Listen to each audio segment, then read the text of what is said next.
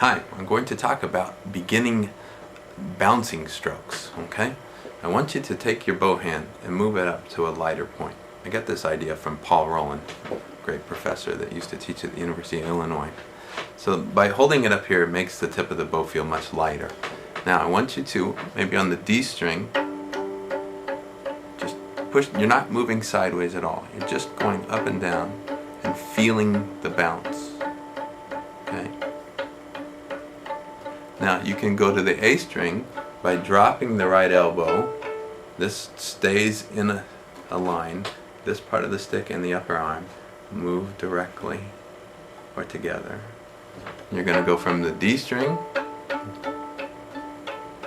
to the A string and then back to D. Now we can incorporate a little bit of motion, a bowing motion, but just a tiny bit. So we're going to be bowing in a somewhat V shape, and it will be very angular in its sound. Go to the A string. Did you drop your elbow? And maybe back to D. Remember, we're bowing in a V shape. Now let's start to bow in more of a U shape. This requires that you feel the elbow moving up and down. So there's more length to the bow stroke. And you see I'm now making a U shape. Still with this early bow hand, this light bow hand. You might want to do it in the balance point of the stick, which is really close to where your hand is now. Lengthen the arm. Move the arm in more length, more distance covered. U-shaped attack. If it's bouncing too much, roll out to the side of the hair a little bit so the stick is, or the wood is away from your nose. Just a little bit. Wood away, okay? Go to the A string. Drop your elbow. Okay? If we get too vertical, Roland called that a flaky sound. It's kind of fun to do though. Alright, so back to the U shape.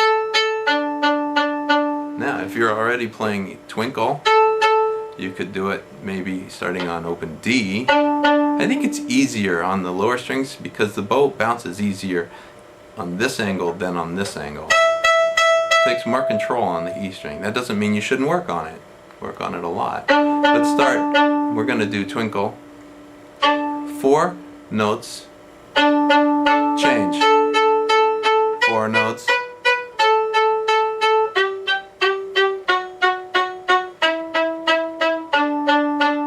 Feel the rebound of the stick. Okay, that's a great way to start. It's fun. Students enjoy the action, the motion.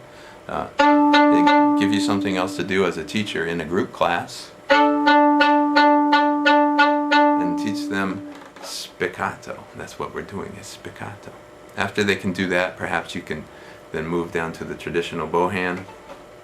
It gets harder right away because you have more weight. If they're very young, do not do this yet. But then maybe remember to attack the bow.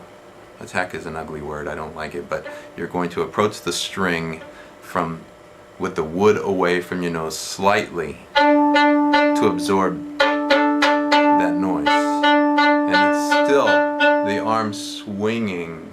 Remember, you can make a V shape or a U shape. I like to bring my forearm up a little bit, the wrist goes higher, and I support the weight from under here so that I can control how, especially at these slow speeds near the balance point, how long the bow is on the string. If it's faster, I move higher up the bow and I drop the arm a little. But it's still a controlled bounce, okay? Right now, just work on the light bow hand until you have it.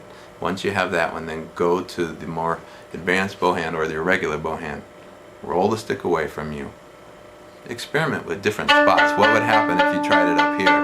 Move towards the balance point.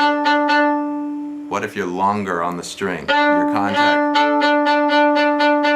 You get a mushy sound, which is beautiful, and I like it. If you want a crisper sound, more of a V shape.